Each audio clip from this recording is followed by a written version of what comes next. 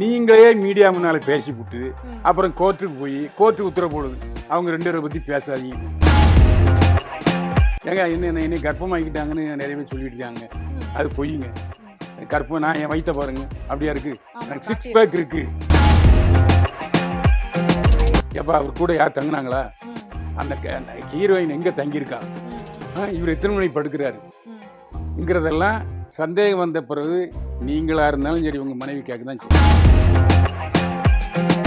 இவரு கெனிஷாவோட சுத்திட்டு இருக்க நேரம் சரியா இருக்கு. ஐஸ்வர்யா சொன்னேன், ஆமா. எப்பா நீ அவ்வளவு செலவு பண்ணி கல்யாணம் பண்ண, ம். ஆனா அவங்க 2 பேரும் என்னமோ கல்யாணம் பண்ண மாதிரி அவங்களுக்கு பப்ளிசிட்டி ஆயிடுச்சு. அந்த அளவுல பாதிக்கப்பட்டாரோ ஜெயம் ரவின்னு தோணுது. ஆர்த்தி ரவி சொல்லும்போது நான் வந்து கன்சீவ் ஆகிருந்தேன், அப்புறம் வாந்தி எடுப்பேன், என் கையில் அவர் கையில் ஏந்திக்கிட்டு கொண்டு போய் பேசினில் போடுவார், அப்படி ஒரு அன்பை பொழிஞ்சவர் தான் சொல்லும்போது தான். ஆர்த்தி ரவி அவங்க அம்மா வந்து சொல்லியிருந்தாங்க, இந்த மாதிரி 2 பேரும் சேர்ந்து வாழணும், குழந்தைங்களுக்காக, குழந்தைங்க கஷ்டப்படுறாங்க, சேர்ந்து வாழுங்க அப்படின்னு சொல்லியிருந்தாங்க. ஸோ அதுக்கான வாய்ப்புகள் இருக்குமா, இல்லை இது இப்படியே முடிஞ்சிருமா? ஜெயம் ரவி அண்ட் கெனிஷா இந்த விஷயம் ரொம்ப பயங்கர ஹாட் டாப்பிக்காக போயிட்டு இருக்கு. நீங்க பேசினதையும் வந்து நாங்க நிறைய பார்த்துருக்கோம். ஆனா இந்த வீடியோவை பத்தி நாங்க வந்து எங்களோட சேனல்லே 1 வருஷத்துக்கு முன்னாடியே வந்து போட்டிருக்கோம். இந்த மாதிரி அவர் வந்து கோவால வீடு வாங்கி கொடுத்துருக்காரு அப்படின்ற மாதிரி. ஆனா அப்பெல்லாம் அவங்க 2 பேரும் இது இல்ல, நாங்க 2 பேரும் சேர்ந்து ஒரு ஹீலிங் சென்டர் ஆரம்பிக்க போறோம் அப்படின்ற மாதிரி, ஃப்ரெண்டுன்ற மாதிரி தான் சொல்லிட்டு வந்தாங்க. இன்னைக்கு வந்து கெனிஷா கர்ப்பம் அப்படிங்கிற ஒரு விஷயம் வந்து பயங்கரமா பூதாகாரமா கிளம்பி இருக்கு. ஸோ அதை பத்தி நீங்க என்ன நினைக்கிறீங்க, எப்படி பாக்குறீங்க? முதல்ல நான் வந்து ஒரு பத்திரிகையாளன், ம். மீடியாக்காரன், ம். கோர்ட்டை மதிக்கிறவங்கிறதுனால ஒன்று சொல்லிக்கிறேன். ம். அதாவது இந்த மாதிரி கெனிஷா, ரவிமோகன், ம். இன்னும் எட்ஸெட்ரா எல்லாவங்களாம் ம். மீடியா முன்னால பேசாம இருக்கிறது அவங்களுக்கு நல்லது. ம். நீங்களே மீடியா முன்னால பேசிவிட்டு ம். அப்புறம் கோர்ட்டுக்கு போய் கோர்ட்டு உத்தரவு போடுது அவங்க 2 பேரை பத்தி பேசாதீங்கன்னு. ஆமா. இப்போ இந்த விஷயம் கெனிஷாவே சொல்லியிருக்காங்க. ம். ஏங்க என்ன கர்ப்பமாக்கிட்டாங்கன்னு நிறைய பேர் சொல்லிட்டு இருக்காங்க. ம். அது பொய்யுங்க. ம். கர்ப்பம் நான் என் வயித்தை பாருங்க அப்படியா இருக்கு. ஆமா, எனக்கு 6 பேக் காட்டியிருக்காங்க. இருக்கு ம். அப்படின்னு சொல்றாங்க கெனிஷா. ம். ம். இதை பேசாம இருந்துக்கலாம்ல. ஆமா. ஏங்க தூற்றுறவன் தூற்றிக்கிட்டே இருப்பான். இன்னைக்கு நேத்தா ம். அந்த ராமாயண காலத்திலேயே ராமன் வந்து சீதையை சிறப்பிடிச்சு வச்சிருந்தாரு. ம். ம். அப்போ எல்லாரும் ஒன்றும் சொல்லலை. இவர் ராமனே என்ன பண்ணாரு, நீ தீக்குழி அப்படின்ட்டு. ம். அப்போ என்ன காரணம், ஒரு வாஷர்மேன் வந்து சொன்னான், இவ்வளோ நாள் வச்சிருந்தாரு சும்மா இருப்பானா, இன்னொன்று அவர் என்ன பண்ணாரு, தீக்குழின்னு சொன்னார். ஆமா. ஆனால் அவரும் தப்பு பண்ணிட்டாரு. அவரும் தன்னுடைய மனைவி மேலே சந்தேகப்பட்டு கூடாது. சந்தேகப்பட்டார். ஆமா. அவர் மனிதன், ம். ம். ராமன் மனிதனுங்கிறதுனால அவர் சந்தேகப்பட்டார். ம். அந்த மாதிரி இப்போதைய சூழ்நிலையில் ம். ரவிமோகனும் கெனிஷாவும் வெளியூரே போகிறாங்க. ஆமா. மாலத்தீவு போய் ஜாலியாக இருக்காங்க. ம். கேட்டா ஒன்றும் இல்லைங்கிறாங்க.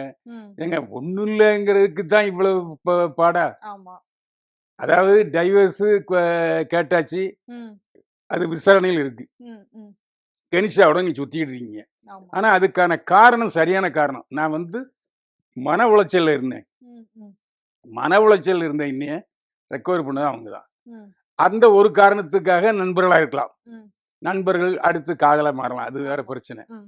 ஆனால் எந்த ஒரு சூழ்நிலையும் இப்போ நானும் நீங்களும் போகிறீங்கன்னு வச்சுங்க, நீங்கள் ஒரு ஆஃபீஸில் வேலை வச்சுருக்கீங்க, ஆமா. 2 பேரும் போனா நீங்கள் உங்கள் ட்ரெஸ்ஸில் வருவீங்க, நான் என் ட்ரெஸ்ஸில் வருவேன். ம். ம். திடீர்னு ஒரு ஆணும் பெண்ணும் பட்டு புடவை, பட்டு சட்டை, ம். பட்டு வேட்டியில் போனால் அவங்க என்ன நினைப்பாங்க? ஆமா, ஒரே மாதிரி. ம். அது நீங்களே அந்த சந்தேகத்தை உருவாக்குற விஷயத்தை ஏற்படுத்திக்கிட்டு ஏற்படுத்திட்டீங்க. ஆமா. பொதுமக்கள் மேலே குறைச்சுன்னு என்ன அர்த்தம்? ஆமா. உங்களை யாரையா வர சொன்னா? அது மட்டும் இல்லை, ம். கல்யாணத்துக்கு போகிறவங்க ரிசப்ஷனுக்கு போக மாட்டாங்க, ரிசப்ஷனுக்கு போகிறவங்க கல்யாணத்துக்கு போக மாட்டாங்க. ஆமா. வேணுமென்று, அதாவது தன்னுடைய மனைவி ஆர்த்தியை வெறுப்பேற்றணுங்கிறதுக்காகவே ம். 2 முறையும் போயிருக்கீங்க. ஆமா. அப்புறம் ஒவ்வொரு ஊராக போய் சுற்றிட்டு இருக்கீங்க. ம். காரில் 2 பேரும் ஒன்று, 2 பேரும் வேற வர்றீங்க, போகும்போது ஒன்றா போயிடுறீங்க. ம். இதெல்லாம் என்னங்கிறது ரவிமோகனுக்கு தான் வெளிச்சம். ஏன்னா ரவிமோகன் என்கிட்ட வந்து அந்த சந்தர்ப்பத்தில் பேசினார். ஆஹா. ஏன் இந்த காரணம் அப்படின்னு சொன்னார். ம். அதையும் நான் அவர் சொன்னதாக நான் பேசினேன். ம். அப்போது அவர் என்ன சொன்னார், என் வீட்டுக்குள்ளே என்னையே விடலை, ஆ. பட் அதெல்லாம் நம்ப முடியற மாரி இருக்கு. ஏன்னா ரவிமோகன் நெறைய குற்றச்சாட்டுகள் வந்து ஆர்த்தி மேல வச்சுக்கிட்டு இருக்காரு. 18 வருஷம் காதலிச்சு கல்யாணம் பண்ணி ஒண்ணா வாழ்ந்திருக்காங்க. ஆனா இவர் சொல்றதெல்லாம் பார்த்தா ரொம்ப சில்லியா இருக்கு. இவர் எவ்ளோ பெரிய ஒரு ஆக்டர். ஆனா வீட்டுக்குள்ள வந்து எனக்கு வந்து ஹவுஸ் அரெஸ்ட் பண்ணிட்டாங்க. என்ட்ட காசு குடுக்க மாட்டாங்க. என் பேங்க் பேலன்ஸ் எதுவுமே இருக்காது. செப்பல் இல்லாம வெளில வந்து இதெல்லாம் அவர் சொல்லும்போது ரொம்ப சில்லியா இருக்கு. ஆனா அதெல்லாம் உண்மையா இருக்குமா? இல்ல அத நான் ஆர்த்தி அம்மாட்ட கேட்டேன். ம். சுஜாதா விஜயகுமார்ட்ட கேட்டேன். ம். ஏன் சார், இதே புகார் குடுத்த உடனே நீலாங்கரையில இருந்து போலீஸ், ஏசி, இன்ஸ்பெக்டர், கான்ஸ்டபிள்ஸ்லாம் வந்தாங்க. ம். நேரா என் மக வீட்டுக்கு வந்தாங்க. வாங்க சார் உட்காந்து பேசுவோம்னு பேசுனாங்க. ஆமா. ஒரு போலீஸ் அதிகாரிகளே உள்ள விடும்போது, ம். அவரு வீடு. ஆமா. இவரு எப்படி உள்ள விட மாட்டேன்னு சொல்லுவாங்க? ம். இவரு கோவிச்சுட்டு போயிட்டாரு. ஆமா. இந்த விஷயத்த கேள்விப்பட்ட உடனே, கேட்ட உடனே என் மக காட்ட உடனே ம். ம். கோவிச்சுட்டே போயிட்டாரு. அவருக்கு அடையார்ல ஒரு வீடு இருக்கு. ம். ம். அந்த அந்த ஹோட்டல் அடையாறு கேட் ஹோட்டல் பக்கத்துல. ஓகே. அங்க தங்கியிருந்தாரு. அங்க இருந்து தான் பேட்டியும் குடுத்தாரு. ம். அதுக்கப்புறம் இவரு நான் காசு குடுக்க மாட்டேன், காசு குடுக்க மாட்டேன்னு சொல்றாரு. ம். யாரு? அவங்க மாமியார் சொன்னது. மாமியார். ஆமா. 4 படம் நான் எடுத்தேன். ம். என் சொந்த காசுல எடுத்தேன். ஆமா. என் சொந்த காசுல எடுத்து ம். நான் அவருக்கு காசு குடுத்துருக்கேன். ம். அவரு கையெழுத்து போட்டு வவுச்சர் இருக்கு. ம். ம். அந்த பணத்த என்ன செஞ்சாரு? ஆமா. நான் என் மருமகன்னு சொல்லி நான் வந்து காசு குடுக்காம நடிக்க நடிக்க வச்சுக்கலாம்ல? வச்சிருக்கலாம். ஆமா. நான் அப்படி செய்யலையே! ம். சொன்னது ஆர்த்தி விஜயகுமார். ஆமா. அது மட்டும் இல்ல, ம். என் பசங்கள என் பேரங்க 2 பசங்களையும் பார்த்து பேசுனேங்கிறாரு. ம். அது பொய்யி. ம். கடந்த 1 வருடமா என் பேரன்ட்ட அவர் பேசவே இல்ல. ம். இப்ப அம்மா கூட 2 பேரும் அட்டாச்மென்ட்டா இருக்காங்கன்னா, ம். அப்பா அன்போட இருந்தா இப்ப வந்திருப்பாங்கல்ல. ஆமா. டேக் ஃபார் எக்ஸாம்பிள், ம். இப்போ யாத்ரா, லிங்கா ஆமா. ரஜினிகாந்தோட தனுஷோட பேரன். பசங்க. ஆமா. 2 பேரும் சேர்ந்து அப்பா, அம்மா சேர்த்து வச்சுட்டாங்கல்ல. ஆமா. அந்த சூழ்நிலை வரும்ல. ம். ம். இப்போ 2 பசங்களுக்கும் அப்பாவு பாதி, அம்மா பாதி. பாதி. ஆமா. அப்படிப்பட்ட சூழ்நிலையில எனக்கு 2 பேரும் வேணும்னு சொல்லி ம். பிடிவாதமா இருந்து அப்பா, அம்மா ஒண்ணு சேர்த்துட்டாங்க. சேர்த்திருக்காங்க. ஆமா. அந்த சூழ்நிலை வரும்ல ரவிமோகனுக்கு. ம். ம். ஏன் வரல? அப்படின்னு அந்த அம்மா கேட்டாங்க. ஓகே. அதே மாரி அவர் சொல்றதெல்லாம் பொய்யுங்க. ம். அ ஒரு மனைவி தன்னுடைய கணவன ம். இந்த மாரி கேள்வி கேட்கறதுல என்ன தப்பு? ஆமா. ஏப்பா அவர் கூட யார் தங்குனாங்களா? ம். அந்த ஹீரோயின் எங்க தங்கியிருக்கா? ம். ம். இவர் எத்தன மணிக்கு படுக்கிறாரு? ம். ங்கிறதெல்லாம் சந்தேகம் வந்த பிறகு நீங்களா இருந்தாலும் சரி, உங்க மனைவி கேட்க தான் ஆமா. செய்யும். எல்லார் வீட்லயும் அதுல அதையும் கேட்கக்கூடாதுன்னு சொல்றாரு அவரு. ம். இப்படி எல்லா கேள்விகளுக்கும் அவங்க பதில் சொல்லிட்டாங்க. ம். ம். அதனால தான் எனக்கு அந்த ர ஆர்த்தி ரவி மேல வந்து எனக்கு ஒரு சிம்பத்தி வந்தது. ஓகே. அது மட்டும் இல்ல, அதாவது ஒப்பீடு செய்யும் பொழுது, ம். அ எடிட்டர் மோகன் ஃபேமிலி ஒப்பீடு செய்யும்போது அவங்க கோடீஸ்வரர். ம். ம். யாரு? சுஜாதா விஜயகுமாருடைய மாமியார் மிகப்பெரிய கோடீஸ்வரர். ம். ம். அந்த சொத்துலாம் இவருக்கு தான் இருக்கு. அப்ப ஆமா. எதுக்கு அவங்க ஏற்கனவே இவர திருமணம் செய்ய முன்னாடியே, ம். அவங்க டிவி சீரியல் தயாரிப்பாளர். ஆஹா. படம் எடுத்திருக்காங்க. ம். அது மட்டும் இல்ல, அவங்க தயாரிச்ச ஒரு 1 மணி நேர படத்துல, ம். அது சன் டிவில ஒளிபரப்பாச்சு. ம். சுந்தர் சி தான் டைரக்டர். ம். சிங்கம்புலி கதை வசனம் எடுத்தா. ம். அந்த படத்துல நான் நடிச்சேன். எனக்கு சம்பளம் குடுத்தவங்க ஆர்த்தி அம்மா. ஆமா. ம். அப்படி எனக்கு அவங்க பழக்கம். ம். அதனால தான் நான் அவங்ககிட்ட பேச முடிஞ்சது. மத்தவங்கள்ட்ட ஓகே. அவங்ககிட்ட பேச பேசிக்க முடியாது. முடியாது. ஆமா. அதே மாரி யாரும் அவர வீட்டுக்கு போகக்கூடாதுன்னு தடை போகல. ம். பசங்கள பார்க்கணும்னு தடை போகல. அவங்க அப்பா, அம்மாவையே பார்க்கக்கூடாதுன்னுலாம் சொல்லி ரொம்ப ரெஸ்ட்ரிக்ட் பண்ணாங்களாம். அவங்களுக்கு காசு அனுப்பக்கூடாதுன்னு சொல்லி ரெஸ்ட்ரிக்ட் பண்ணாங்களாம். இப்போ ஏங்க என்ன எடிட்டர் மோகன் காசு இல்லாமயா இருக்காரு? ம். அவங்க பையன் ராஜா, ஜெயம் ராஜா. ஆமா. Jayam Raja. Number 1 director. Director. அவரும் ஏற்கனவே நெறைய படங்கள், சிரஞ்சீவி படங்கள் முதல்ல எடுத்திருக்காரு. வெல் செட்டில் தான். ஆமா. நான் ஒப்பீடு செய்யும்போது தான் கொஞ்சம் ம். கம்மின்னு ம். சொன்னேன் தவிர, ம். மற்றபடி இவரு அனுப்பி தான் அவங்க சாப்பிடுங்கிற நிலைமை இல்ல. சாப்பிடணுன்ற அவசியம் இல்ல. அவங்க வீட்டுக்கு போகக்கூடாதுன்னு யாராவது தடை பண்ணாங்களா? ம். ம். ம். இவரு கெனிஷாவோட சுத்திட்டு இருக்க நேரம் சரியா இருக்கு. ம். இப்படி பேசினா என்ன அர்த்தம்? ஆமா. 2வது எந்த சூழ்நிலையிலயும் ம். டிவோர்ஸ்ன்னு போனதுக்கப்புறம், ம்.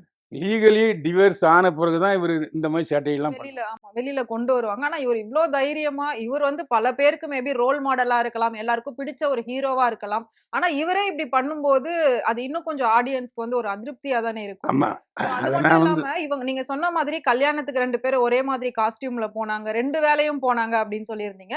அப்படி இருக்கிறப்ப அந்த கல்யாணம்ன்றதே ஒரு பிரம்மாண்டமான ஒரு பெரிய ஒரு கல்யாணம் தான். சோ அந்த கல்யாணத்த விட அங்க போன இவங்களோட டாபிக் தான் அதிகமா போச்சு. ஆமா. பேசப்பட்டுச்சு. நானே ம்.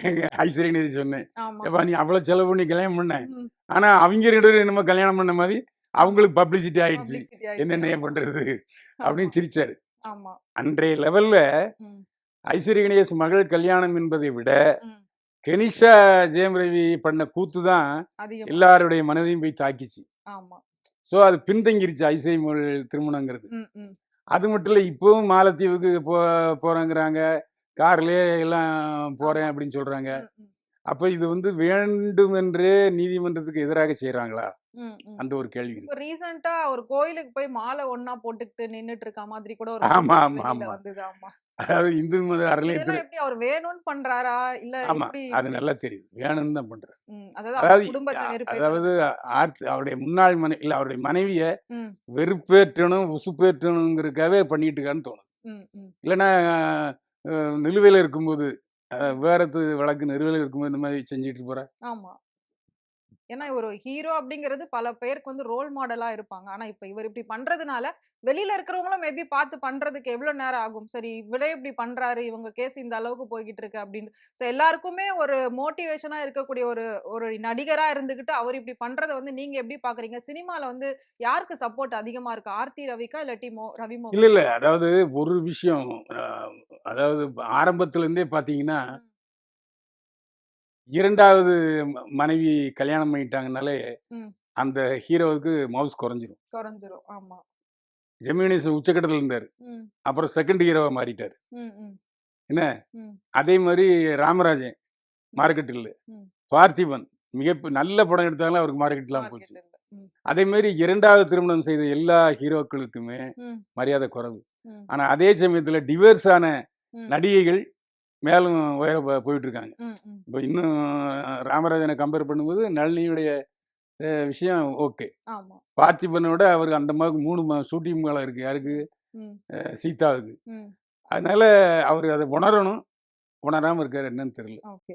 ஸோ இதுக்கு முன்னாடி 80 காலகட்டத்தில கூட வந்து நெறைய நடிகர், நடிகைகள் வந்து கல்யாணம் பண்ணிட்டு, அதுக்கப்புறம் டிவோர்ஸ் வாங்கியிருக்காங்க. ஆனா இன்னைக்கு வரைக்கும் ஒரு நல்ல ஒரு பாண்டிங், நல்ல ஒரு ஃப்ரெண்ட்ஷிப்ல இருந்துகிட்டு இருக்காங்க. நீங்க சொன்ன நளினி ராமராஜனா இருக்கட்டும், சீதா பார்த்திபன் இவங்க மாரியா.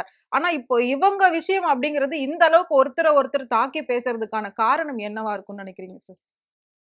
மனதளவுல பாதிக்கப்பட்டாரோ ஜெயம் ரவின்னு தோணுது. ம், அதே மாரி மனைவி மேலயும் சரி, மாமியார் மேலயும் சரி, ம், அசாத்திய கோபம் வச்சிருக்காரு. ம், அதாவது யாராவது காம்ப்ரமைஸ் பண்ணா, அது காம்ப்ரமைஸ் ஒர்க் அவுட் ஆகாதுங்கிற சூழ்நிலைக்கு போயிட்டாரு ம், ம். அப்படின்னு தான் தோணுது. ஏன்னா, ஓகே. நெறைய நடிகைகள், ம். குஷ்பு போன்ற நடிகைகள், ராதிகா எல்லாம் வந்து இப்போ சப்போர்ட் பண்ணிட்டு இருக்காங்க. பண்றாங்க. ஆர்த்திக்கு. ஆனாலும் ஆமா. அவரு அத கேட்கல. கேட்கல. ஆனா ஆரம்பத்துல குஷ்பு வந்து கல்யாணம் பண்ண மாட்டேன்னு சொல்லும்போது, ஆர்த்தி ம்.